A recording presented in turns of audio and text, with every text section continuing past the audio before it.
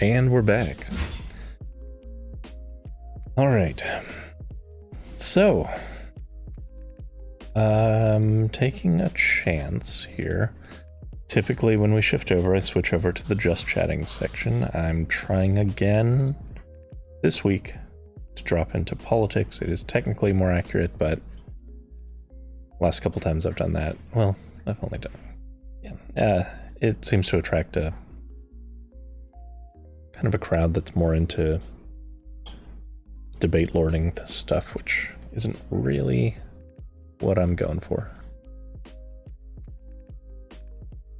Now, let's go ahead and take a look.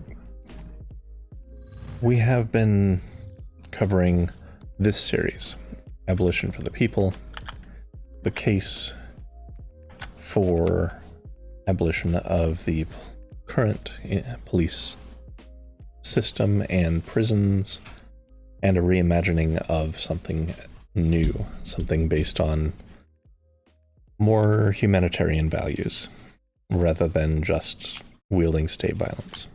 We have gone through 9 of the 30 essays in this series by Kaepernick Publishing. The first 2 of those were considered the introduction section. We have just completed, as of last week, the police and policing section. So we have gone through all of these. Now we're on prisons and carcerality.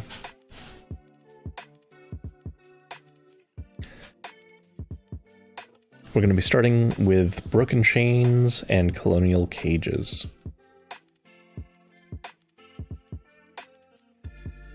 This one actually intersects a lot with a discussion that we had in the past, and an interview with our good friend Lost Sue, in that it focuses on how the carceral system was even tied into early Christianity here, and how that led to a lot of how policing and prisons were viewed to create white Eurocentric Christian supremacy here. So this particular one, Broken Chains and Colonial Cages, written by Morningstar Gali.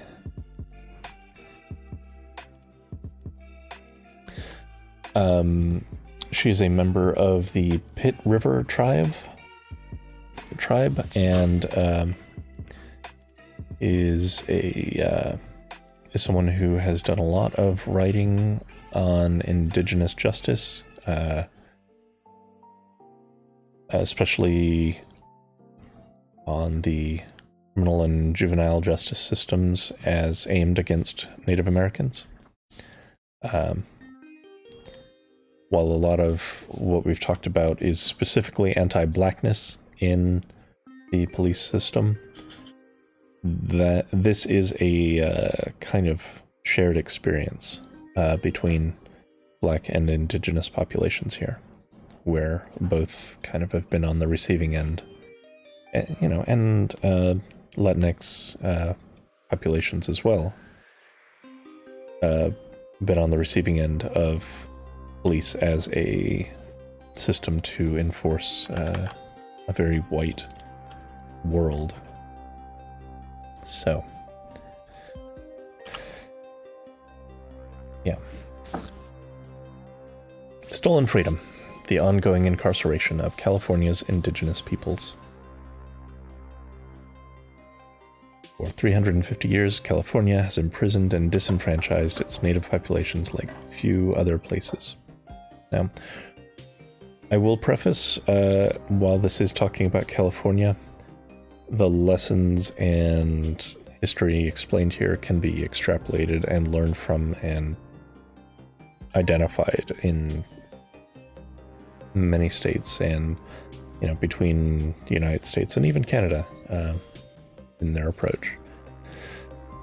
And also for anyone who's new, this is intended as kind of a discussion. I am reading the article. I am also giving my thoughts on it, and also am interested in other people's thoughts and perspectives on these things. So it's intended as a conversation. We're just using the essay as a kind of jumping off point to get things rolling and to talk and to learn from.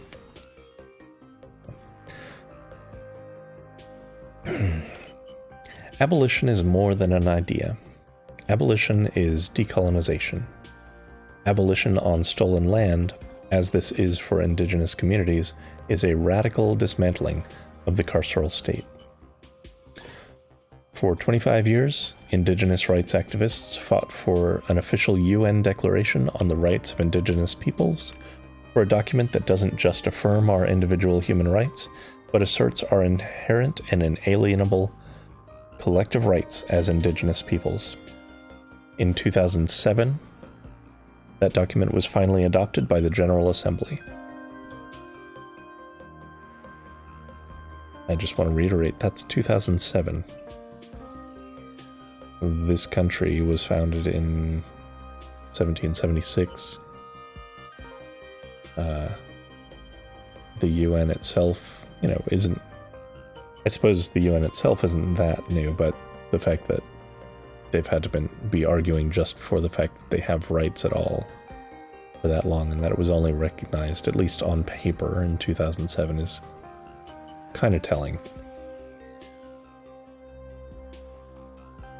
Article 10 of the UN Declaration of the Rights of Indigenous Peoples states that indigenous peoples shall not be forcibly removed from their lands or territories.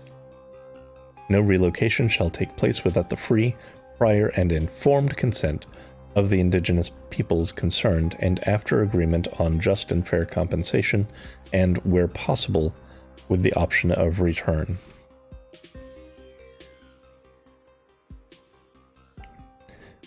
This should not be contentious, but it has been. The forcible removal of indigenous peoples from their own land is a long and storied tradition in the Americas and elsewhere. Australia, China. It's kind of a thing that just happens.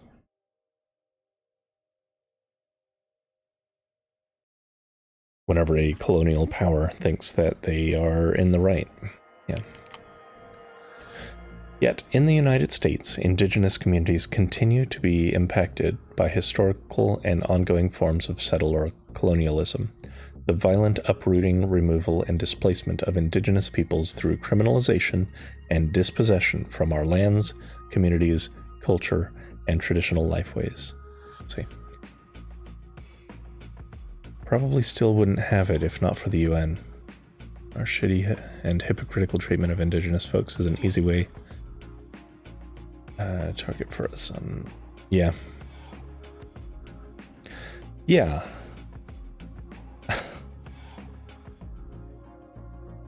The posturing of human rights, in particular by countries like the United States, is just it's so grossly out of touch and hypocritical.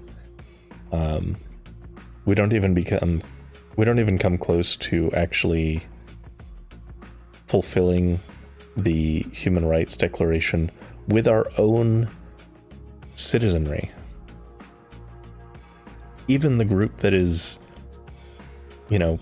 gets preferential treatment, even the white Christian population here does not actually get everything that is, all of the rights that are assured by the UN Universal Declaration of Human Rights.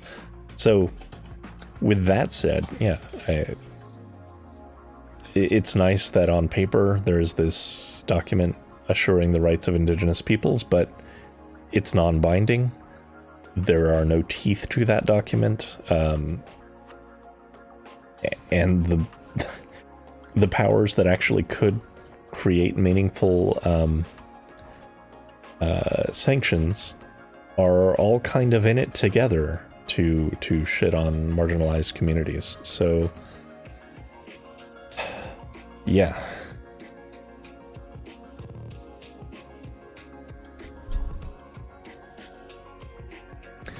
Let's see. Yeah. And that settler colonialism, while familiar to so many indigenous peoples throughout the country, has played an outsized role in the history of California. Since the Spanish and Mexican colonial periods of missionization and subsequent Anglo military occupation of the state throughout the Gold Rush era, the criminalization and incarceration of Native peoples through racial and gendered violence has been deployed as a tool of colonial control and genocide.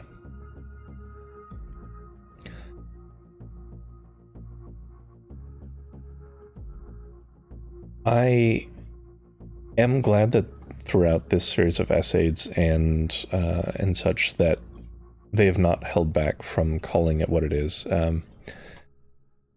There is this tendency, especially by white supremacy apologists, to try to say that, like, we don't have an Auschwitz, so we can't be committing a genocide, and that's just not true. We even have it, documented that the goal was to erase tribes and erase their culture entirely. And even if you are, even if you aren't just going out and mass exterminating populations, which we did,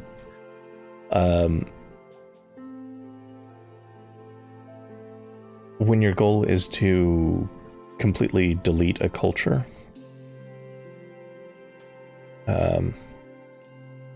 and force that population to integrate, as the word is so casually thrown around, you really are erasing them as a people.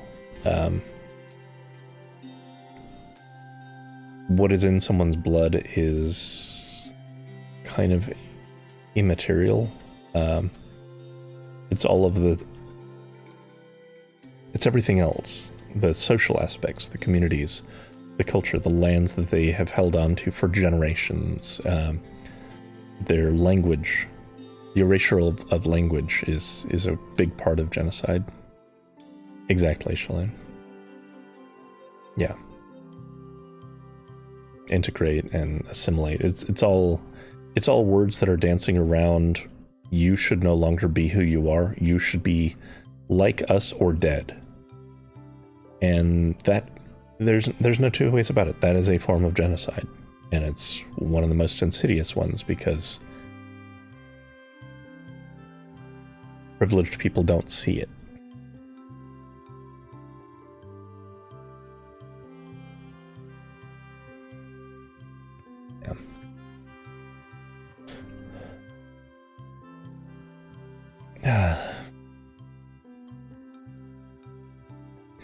Indigenous peoples have always traveled from the south to the north and back again.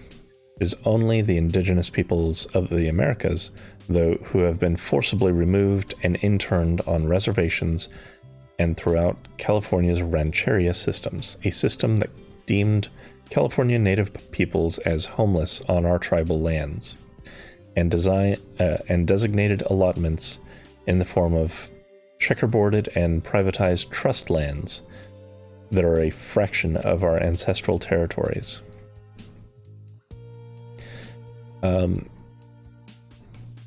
Yeah, she gets on to explain a little better. Oppression came long before the rancherias, however. California's first prisons existed through the mission system.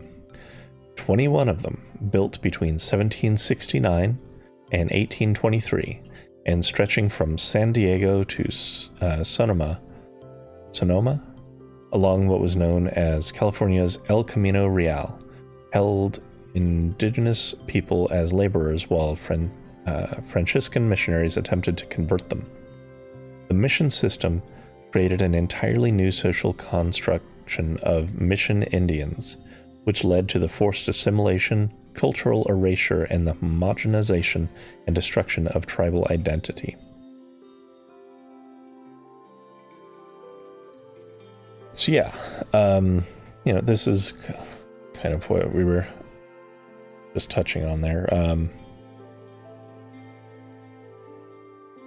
The migration pattern, the whole just have a few towns and villages that you stop at while you're migrating back and forth due to weather reasons.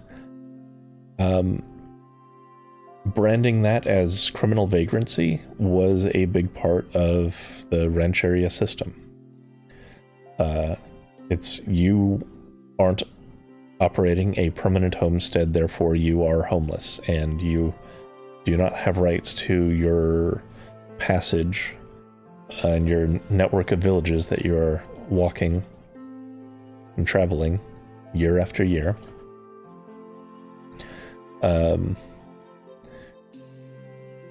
And the allotments, if you look at a map of how that worked out, it was very deliberate to make the migration near impossible, or to make it pass through non-tribal lands where they could be, accosted or picked up. Basically, that whole rancheria system and the way that the trust land maps were laid out was designed to destroy this lifestyle.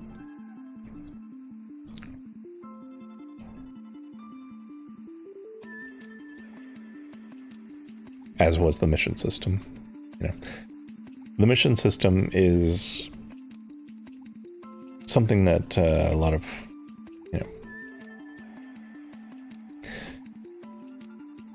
the argument at the time was, oh, we're just doing God's work. We're trying to convert them and save their souls and all this stuff. But really what it was trying to make them white, to isolate especially indigenous children from their families, from their communities, and indoctrinate them into the culture of their occupiers. Erase their tribal identity, yeah.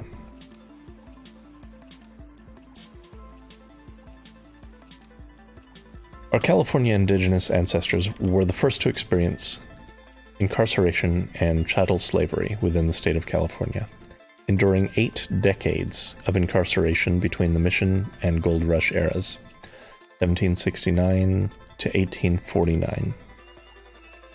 Mostly forced into residence in and near satellite forts and missions, California tribal communities such as the Ohlone, Coast Miwok, Chumash, Kumeyaay, Pomo, and Patwin relatives, apologies if I mangled those pronunciations, had to stay under the threat of violence. The workers included local indigenous population, oppressed and enslaved as draft labor for farms and ranches under the management of the church or Spanish military personnel and settlers. Quite literally, working to support those who are militarily occupying their lands and destroying their way of life. That is a particularly cynical type of occupation.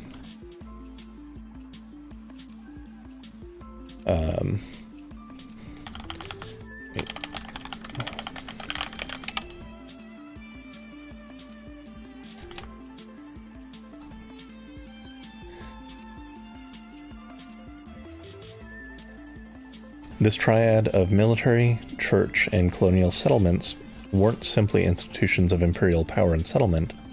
They had the specific purpose of policing, forced religious conversion and re-education, and enslavement and population control, so as to exploit local resources through indigenous people's forced labor.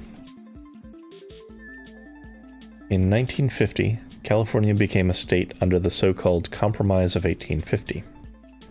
At the time, some of the state's first civilian police departments were established within the greater San Francisco Bay Area and San Jose. That timing is not a coincidence. I mean, this is when they are actually starting to move away from chattel slavery of indigenous populations, and all of a sudden, out of the blue, when it had never been needed before, police departments. I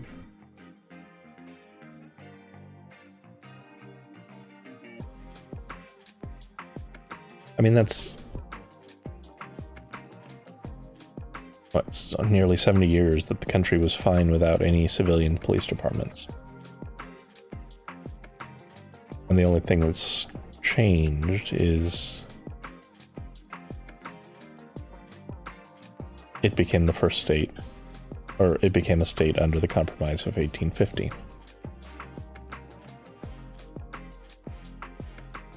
Yeah. A new pattern of violence and repression emerged, and a campaign of near-total genocide commenced against the state's native population.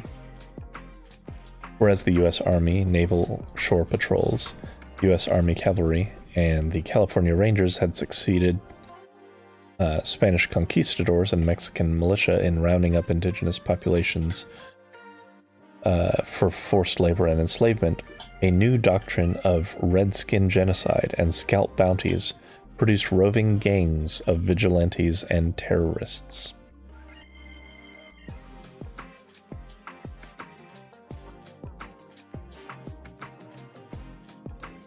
And these were not the guys that cops were going after. These were very often the guys that were being deputized.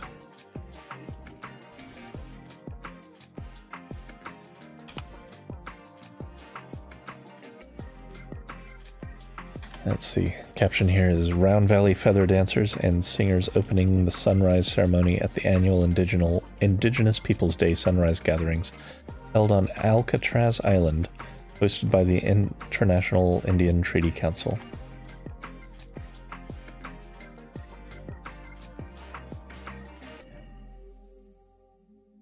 A succession of wars, skirmishes, and massacres decimated California's indigenous bands to such an extent that roughly within 50 years, an entire tribal groups and extended indigenous family lines had ceased to exist.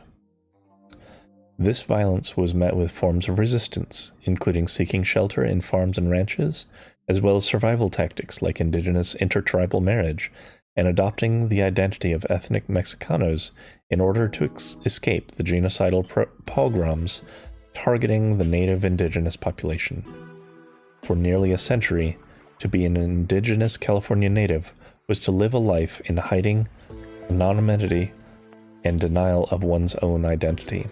Life in a prison of secrecy. To bring attention to yourself usually resulted in some form of punishment.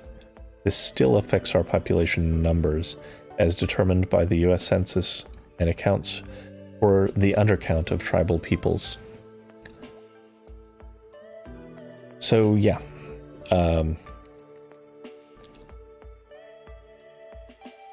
We never built an Auschwitz, but we didn't need to. We have a whole state organization in our departments of police that have had a long and storied history of carrying out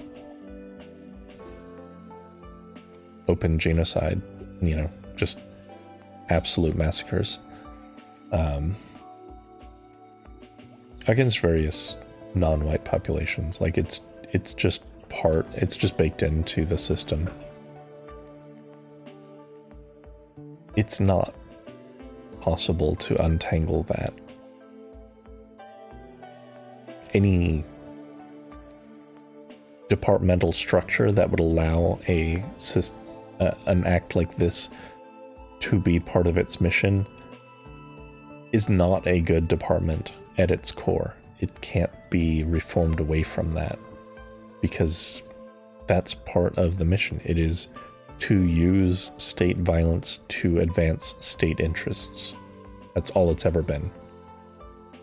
Civilian police departments have never been actually designed in this country to serve the civilian population.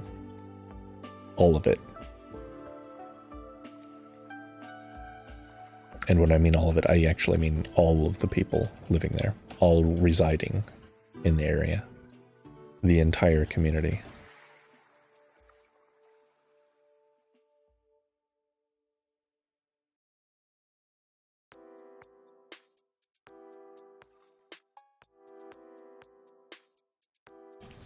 That a war of extermination will continue to be waged between the two races until the Indian race becomes extinct must be expected, said California's first governor, Peter Burnett, in an 1851 State of the State address.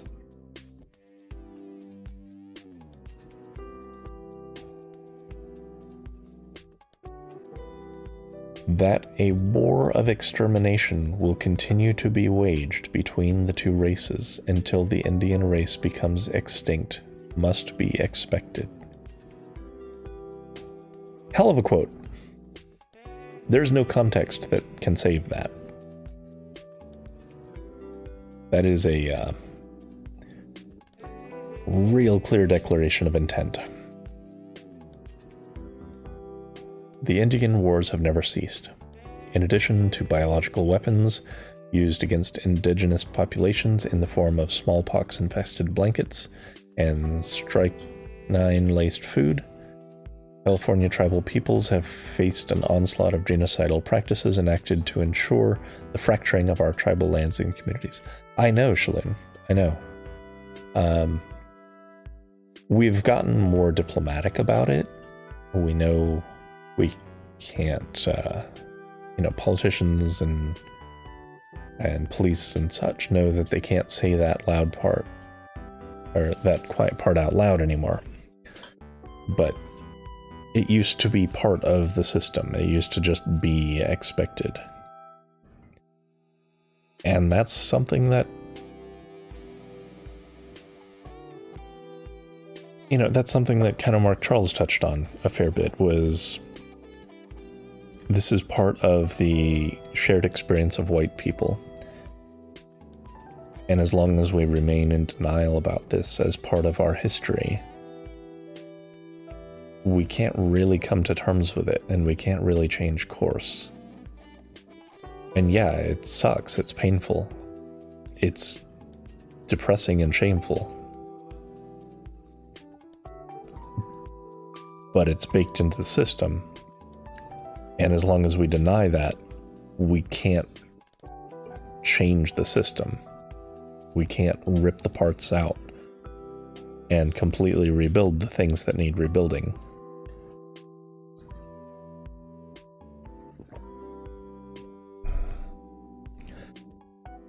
We're the only people in the United States for which the federal government requires proof of blood quantum to prove ancestry. A government-imposed system to intentionally limit tribal enrollment and control the definition of who is and who is not considered to be Native American person. This process is dehumanizing and should be considered nothing less than a form or a method of extermination, paper genocide, as it is commonly known. The definition of an indigenous person anywhere else in the world is based off of self-identification. This is an interesting one, and this is just, it's mathematical, and it's something that I mentioned about whites as well. So in this case, it's being used to erase Native peoples. So basically, if a tribal person who values themselves as, part of their community, part of their tribe, is a human being and has very human emotions and ends up falling in love with someone who is not part of that tribe, who is of a different, race. Hey, Donkey, welcome.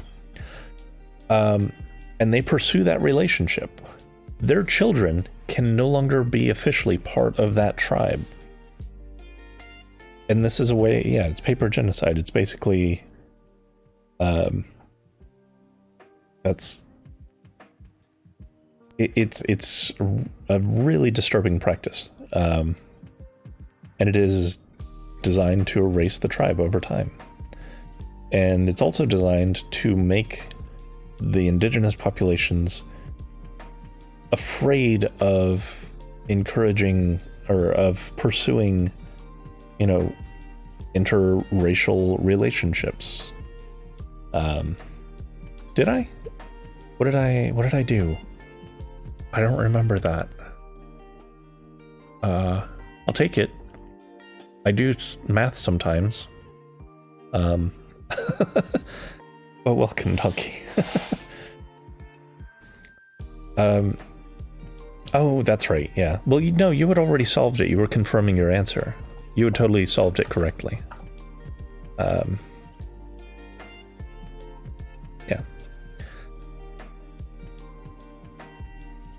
Yeah. So really, you passed your math class on your own merits. You were just asking for verification that you were on the right path, and you are. You're awesome. Good job, Tucky. Almost called you Bonky. Whoops. Yeah, what's interesting about this is white people do the same thing with the white population. So it's natives and white people. And the goal, again, is very expressly to generate anxiety about one's own race and identity.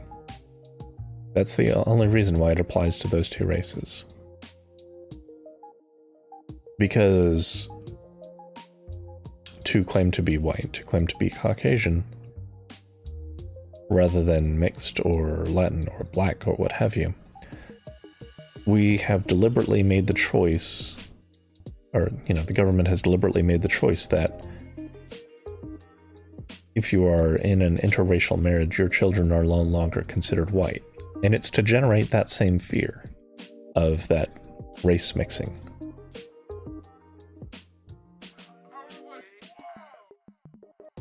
In that way, paper genocide is aimed at the majority in the US, as well as against Native Americans. But the goal is very different. In that case, it is specifically to maintain a white homogeneous population that is separate from and segregated from the minorities here.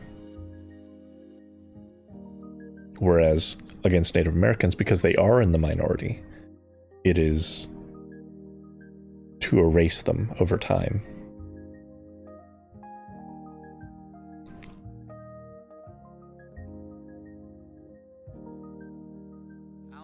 It's fucked up.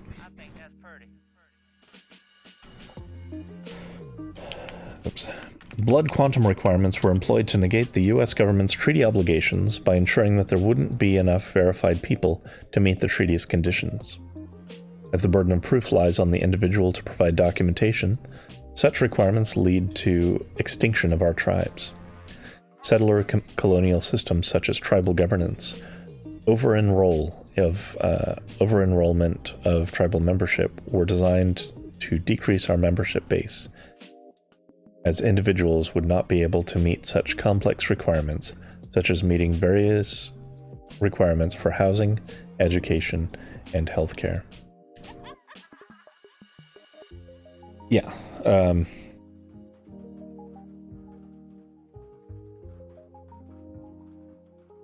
In order for a tribe to be able to call themselves a tribe and have self-determination with their governance, they had to set up all kinds of systems that they never had before, that they did not want, did not need, just to have any sense of self-determination. That the tribal governance system, tribal membership system was, it was basically inflicting upon tribes the Eurocentric form of what a government should be.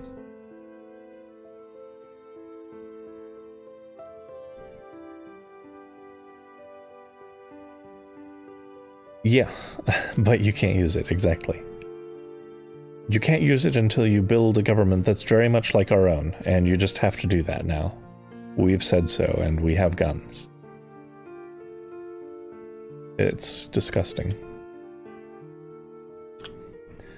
Let's see, this caption is Sunrise Prayer Offerings by the family of Richard Oakes, an Alcatraz occupation leader.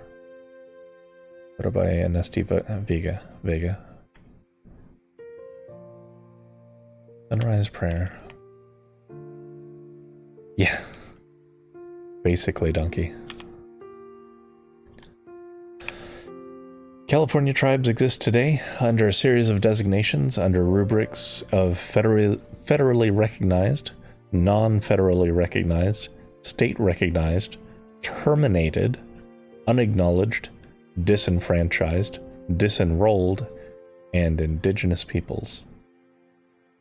In addition to California's unratified 18 treaties that created a complex and precarious political position for California tribes and tribal peoples, these fractured designations contribute to the lateral violence within our communities between the haves and the have-nots, and result in violent disruptions within our communities and contribute to the overrepresentation of incarcerated indigenous populations.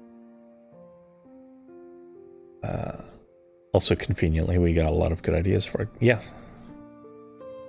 we just made them more bureaucratic and complicated.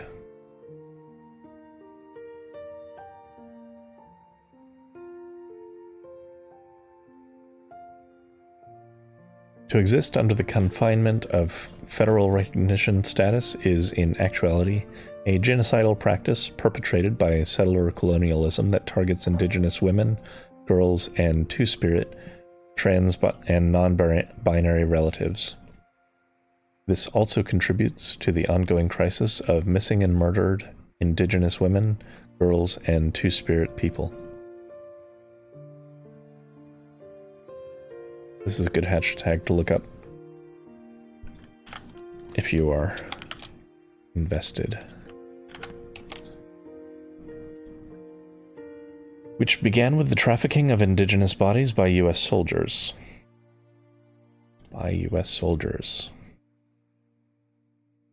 The best of the best, they say. Honorable men, they say. The result is a double marginalization within a justice system that criminalizes Native peoples but provides little to no resources when we ourselves are victims of violence. By experiencing forms of violence that are raced, gendered, and classed, the settler colonial narrative upholds the burden of proof to provide documentation such as federal recognition status.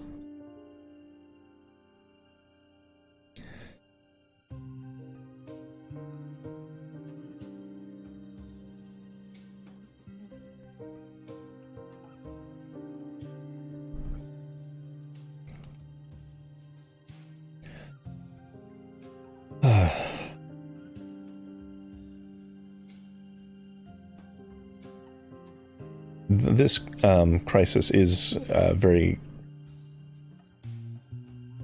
I tried to... I read into it some last night, and I was just getting increasingly more enraged because tribal populations are still very fractured and poorly documented, and they don't have the level of civilian surveillance that the rest of the country lives under. Thank you, Donkey. So when one of their women disappears, there's pretty much never follow-up. They can't appeal to state police, and they don't have the resources in their own population, and they don't have jurisdiction to follow it across the reservation line to the state if the person was taken being trafficked or killed by, off of tribal lands.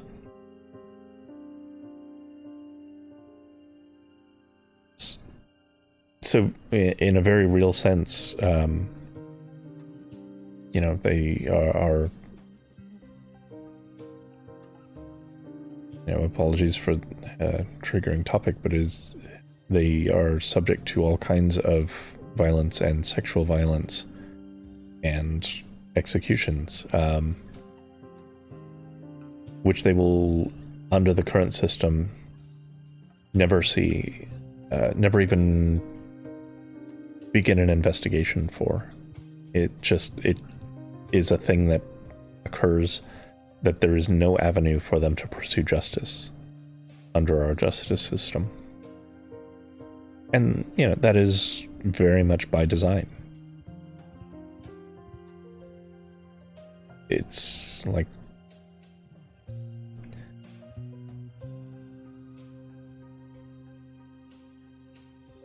please do. Yeah, go for it.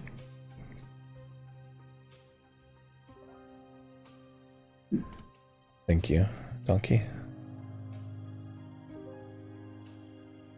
Let me take a look at this.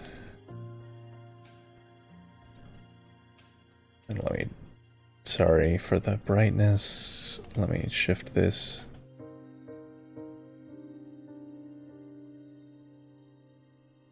Aisha Hudson.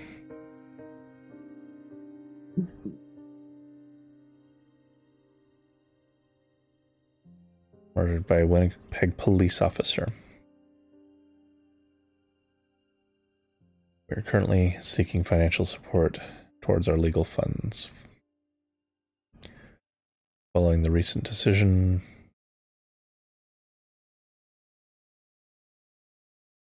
the officer was let off with no charges or penalties.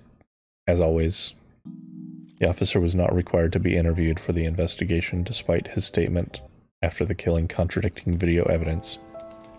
As always, the IIU was led by a former Crown prosecutor and mostly staffed by former police officers. The use of force report, which has not been released to the public, was also written by someone with an extensive background in law enforcement.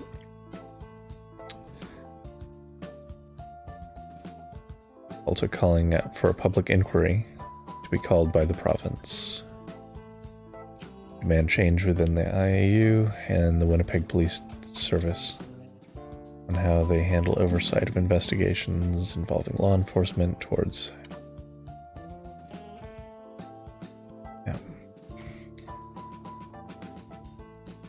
16 years old.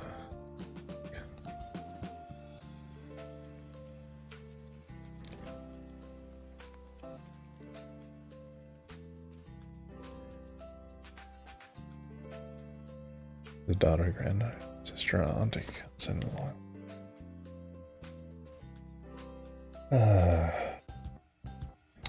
Let me pull this over here so I can actually hit that.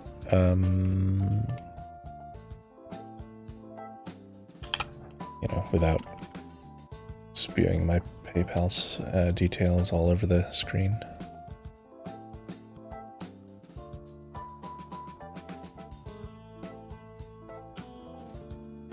Thank you for sharing that, Donkey. That's fucked up.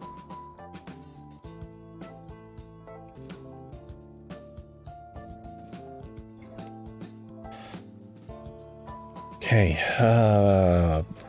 where was I? Oh yeah. While missions, forts, reservations, and rancheria systems together constituted the first institutions of incarceration within California, carceral practices continued through boarding schools and foster homes, group homes, and juvenile detention. This genocidal legacy of violent removal and cultural erasure continues today in forms of incarceration, family separation, and border militarization to divide and confine indigenous families and communities. Today, such forms of criminalization and dispossession include the grotesque treatment of our indigenous relatives at the southern border. The ongoing criminalization of indigenous peoples, whether through forced removal from our lands, family and community separation, or destabilizing our traditional and cultural knowledge, is intertwined with the way carceral institutions continue to forcibly remove indigenous peoples. Oil pipelines, the lumber companies clear-cutting our sacred forests, and the prison industrial complex all exist as extractive industries, dispossessing indigenous peoples of both land and what settler colonialism refers to as resources. The lineage of uninterrupted settler colonial violence remains present in the state's relationship to indigenous peoples of California.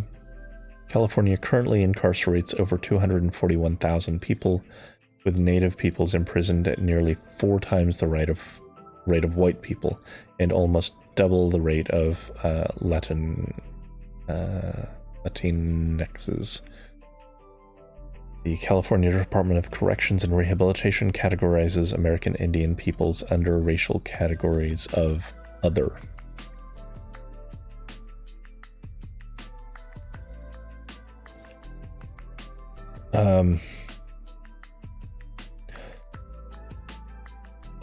Yeah, so, like,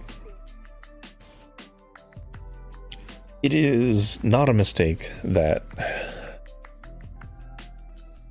we see these giant standoffs time and again, like the Dakota Access Pipeline and the Keystone Pipeline, and it is not an accident that those are always butting right up against tribal lands and indigenous lands. And they know that it's going to create a backlash, and they count on that conflict happening because that results in a bunch of indigenous peoples getting arrested or killed, and very frequently results in some of their land rights being revoked.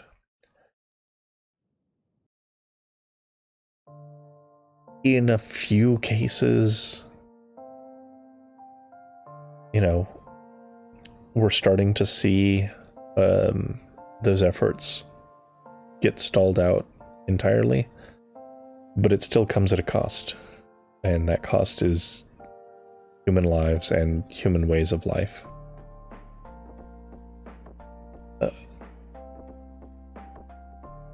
And all for what? Like, some rich fuckers to get more rich. Like,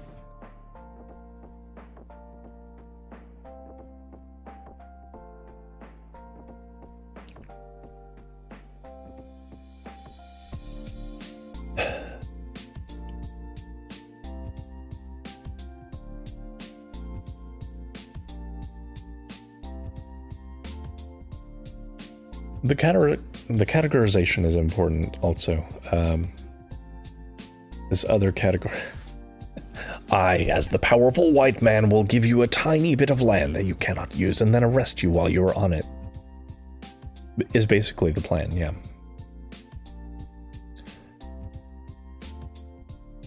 And meanwhile,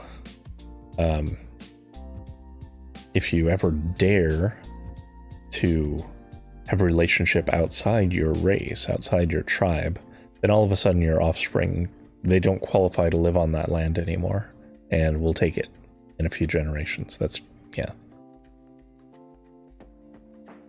Fucking hell.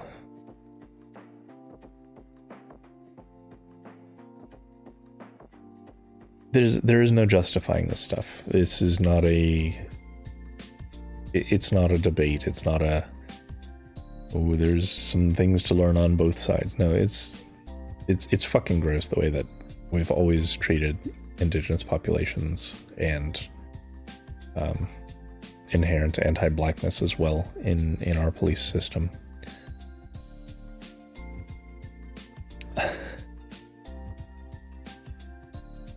Yeah. Yeah.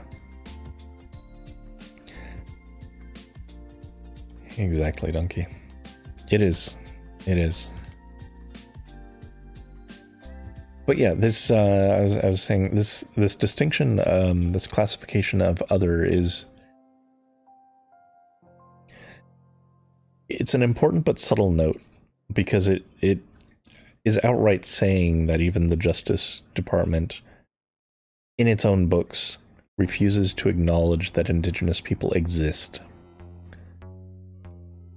It is using the tools of bureaucracy to erase human beings and ways of life. Let's see. We have sought to resist this alien and repressive carceral system for over 5 centuries now.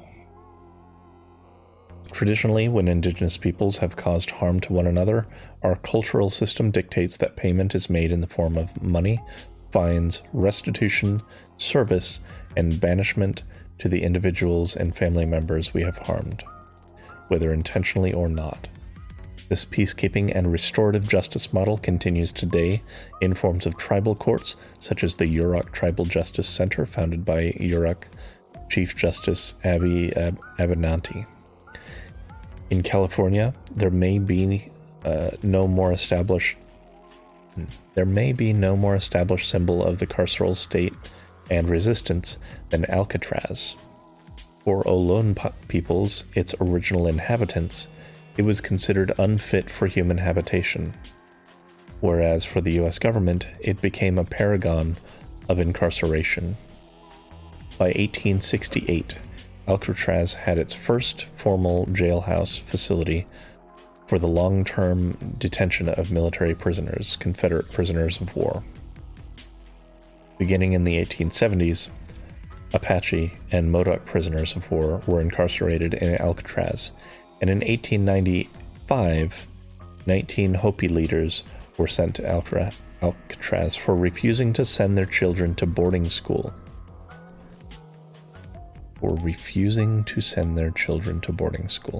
Now, as we've talked about a few times here, boarding school is not like... it's not fun. It was a place where they would beat the culture out of children and indoctrinate them into white thinking, English language. They would punish them with violence if they showed signs of their tribal identity or spoke their tribal language. They would be removed from their families and their peoples with the intention of that removal being permanent. They were made to be alien to their own families. And for long term, the goal was to place them into a white foster family as well, where they would be abused and whatnot as well. And yeah, it was way worse for the women, the girls there as well.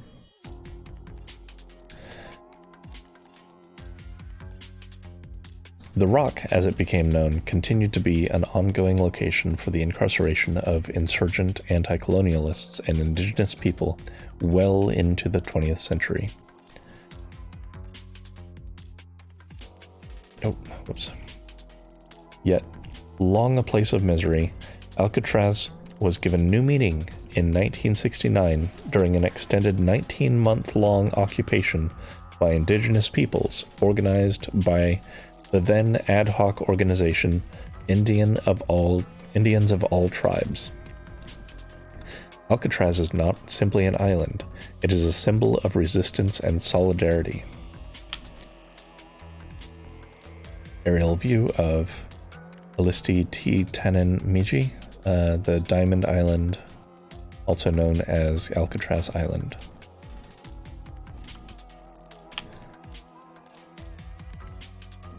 Photo again by Anesti Vega. Yeah.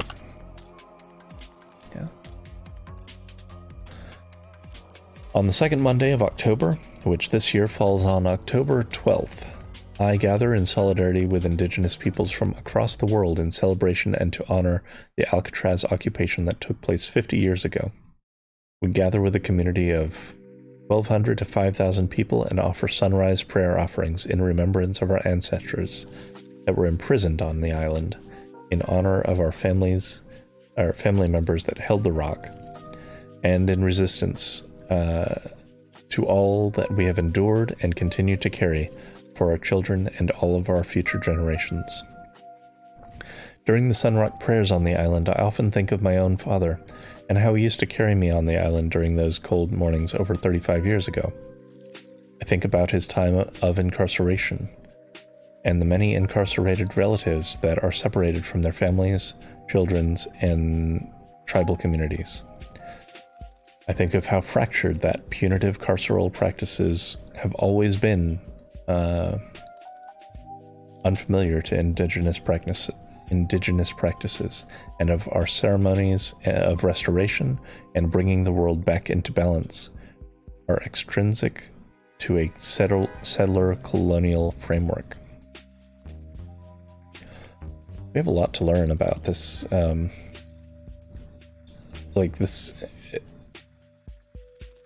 the whole restorative justice rehabilitation model is what we talk about and advocate for a lot. And there are people who say, oh well, it can't be done, really, there's always going to be someone that's too far gone. Well, these people have been doing it for generations, long before we ever showed up. It can be done.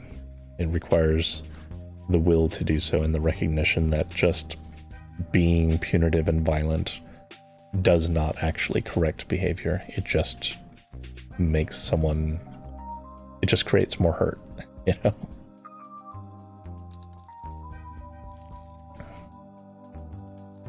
Round Valley Feather Dancers, women's honoring dance at the annual Indigenous Peoples Day sunrise gatherings on the left. On the right, Round Valley Feather Dancers. Tribal affiliations include Yuki, Pit River, Pomo, Konko, Wailaki, and Nomlaki tribes of California on the right. This feels like a good time to smack this command also. Seems suitable at this point in time.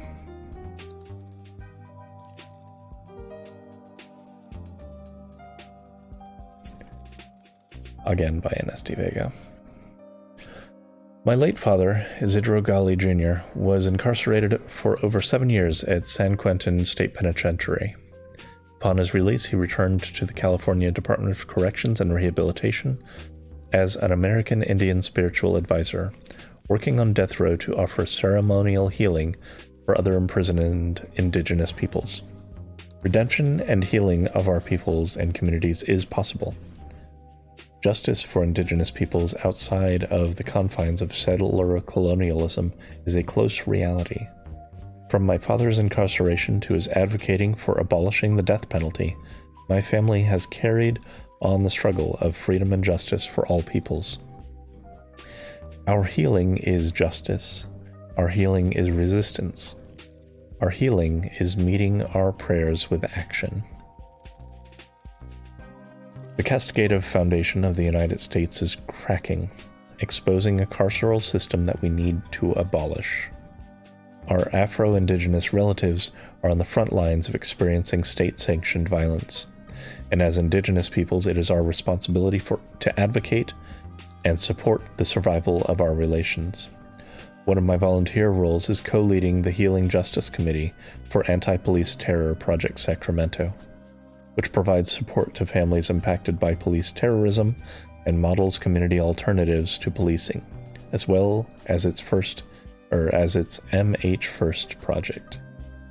When I advocate for our Indigenous youth, both in my family of 4 children and within our community, I state that all of our Indigenous youth are considered system impacted due to the institutional incarceration and generational impacts that have created fractures within our family unit.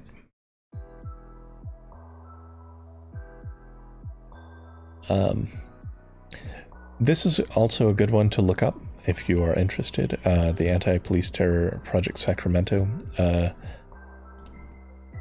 A lot of the questions that people who are opposed to abolition ask is like, well, if you remove police, what will you have? You just have people running around doing everything. No, that's not what abolition is about. And they have some very real community-driven alternatives to policing. There are ways of keeping communities safe and healthy, and none of them involve having state-sanctioned violence just roving the street, coming to every single situation and escalating it.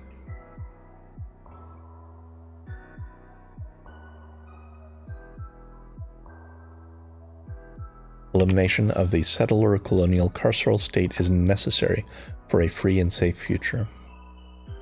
To this end, how do we address punishment and harm in a non-putative way? How do we utilize an indigenous justice and decolonized abolitionist framework to transition to holistic and survivor-centered practices? How can we heal ourselves individually and collectively in a way that does not further harm and contribute to the fracturing of our families and communities? I do not have all the answers. I do know, however, that we could start by following indigenous peoples' practices of restorative and transformative justice. By undoing the violent patriarchal practices of caging humans and practicing rematriation, the restoration and healing of the land, we and our communities can build an abolitionist future free from the fetters of settler colonialism. This is also a really big one. The reality is a lot of these vying for supremacy sort of things is driven by manufactured scarcity, is driven by our just destruction of finite resources, and it creates this hyper-competitive system that need not exist.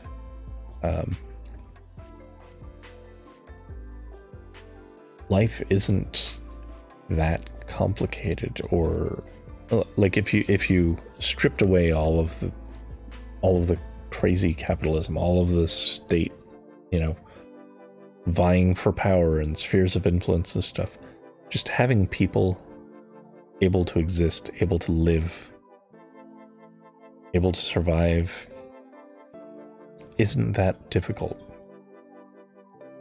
Shelter, get it into everyone's hands. Medical care, provide it, to who needs it. Food, we overproduce already. These sorts of things are not impossible to solve.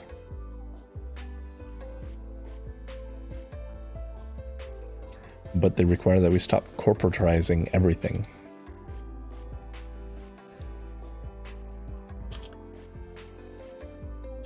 American Indian Movement Uncles gathering at sunrise during the 50th anniversary of the occupation of Alcatraz, 2019.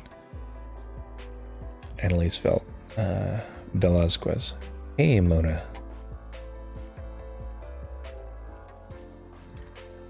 Coyote Valley. Okay, so that was Broken Chains and Colonial Cages. This is the 10th essay of 30 in the Abolition for the People series by Kaepernick Publishing. We are, for anyone who is new around the channel, we are covering one of these a week. I stream once a week on Wednesdays. We've been going through these essays. There are 30 of them in total. This is the 10th one. So we're a third of the way through.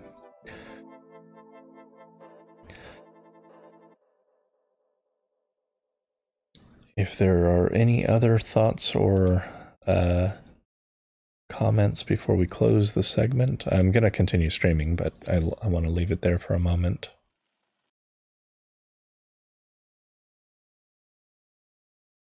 It was a really good read.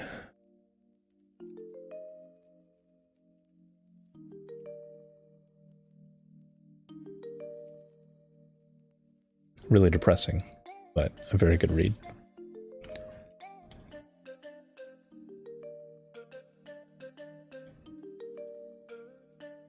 I think, okay. Yeah, we'll leave it there.